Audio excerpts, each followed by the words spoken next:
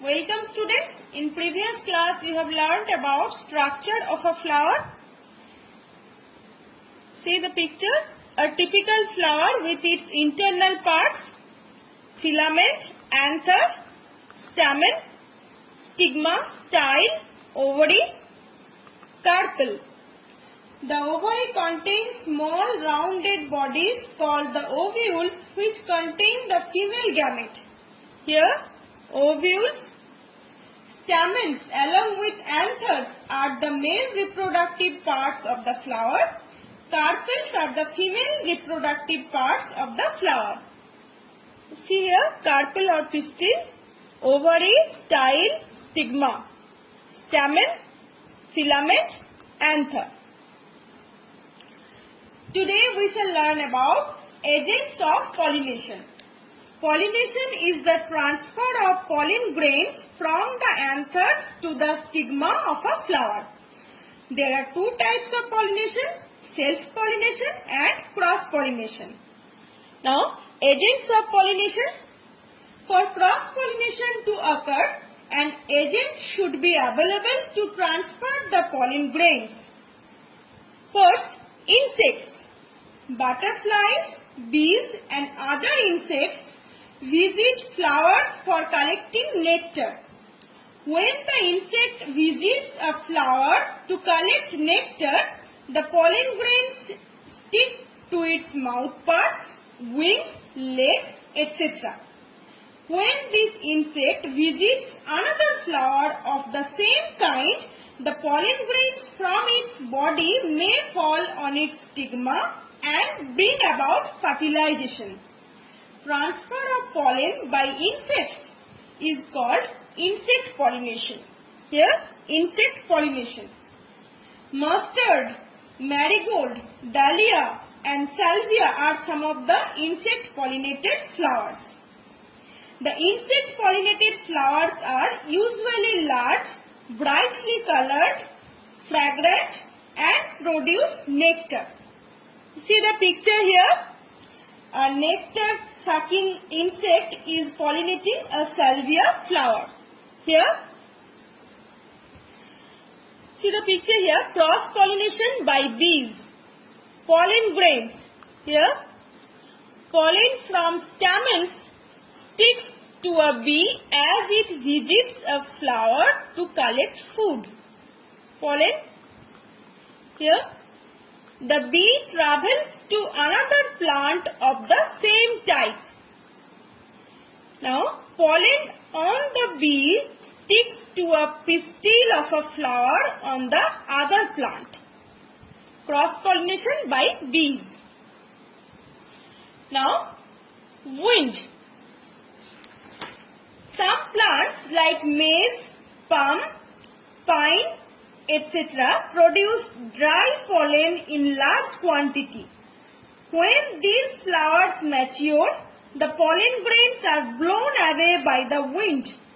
If they happen to fall on the feathery stigma of a flower of the same type, then pollination occurs.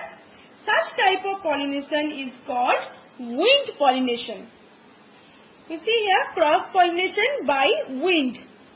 Pollen carried by wind, pollen caught on feathery stigma. Now, water.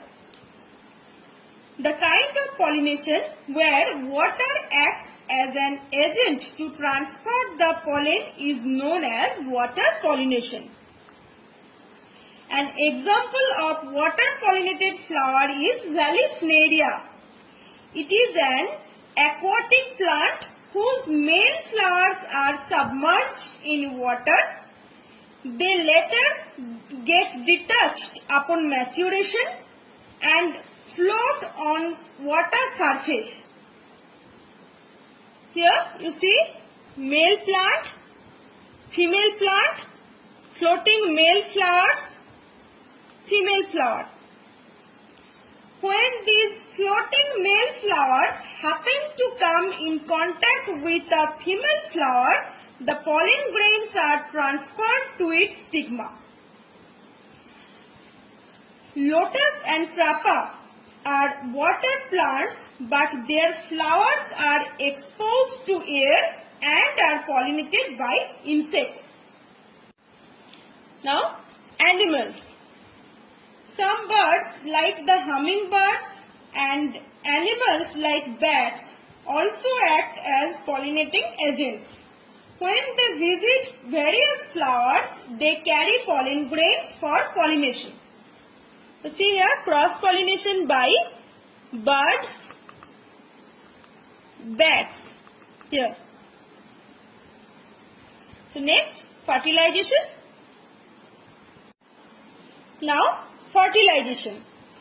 After the pollen grains have landed on the surface of the stigma, the male cells contained in them reach the ovary via a pollen tube. On reaching the ovary, the male cells are released from the pollen tube. Here, they fuse with the female cell or the egg cell in the ovule to produce a zygote. Here, the fusion of male and female sex cells or gametes is called fertilization.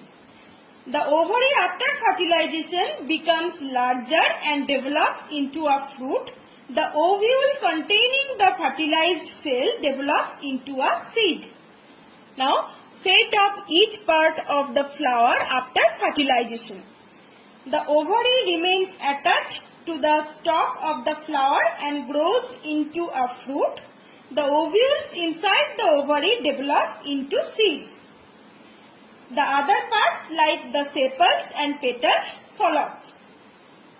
Now, the fruit. A fruit is the ripened ovary.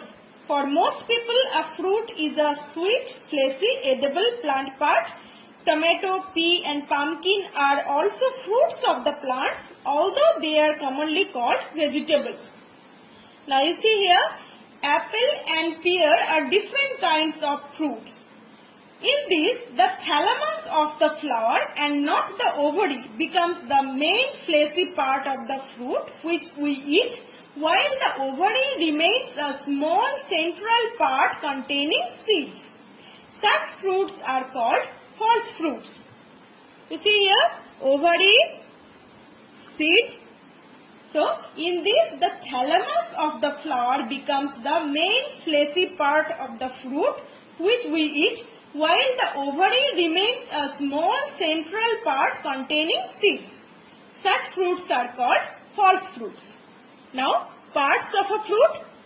A fruit contains two parts, a pericarp or fruit wall and the seeds. Pericarp. The pericarp or fruit wall develops from the wall of the ovary. The pericarp or fruit wall develops from the wall of the ovary. It may be thick or thin depending on the kind of fruit. In tomato and papaya it is soft and fleshy, while in gram it is dry. The pericarp contains three parts, epicarp, mesocarp and endocarp. So the pericarp is made up of three layers, epicarp, mesocarp and endocarp. Pericarp. Here, seed. Epicarp. The outer thin protective covering of the fruit is called epicarp. Mesocarp. It is the sweet, fleshy, edible middle layer. And endocarp. It is the inner hard part of the fruit that contains seeds. Now, fleshy fruits and dry fruits. A fleshy fruit is one in which the entire pericarp is soft and fleshy. Example, grape, tomato, papaya, etc. In the case of mango, cherry or plum, the epicarp and mesocarp are pulpy, but the endocarp is hard and encloses the seed. Now, in a dry fruit, the pericarp is not pulpy and encloses the seeds. Example, in the pea pod, the pod is the pericarp and the pea is the seed which is enclosed within. In a walnut, the hard shell is the pericarp enclosing the edible walnut seed.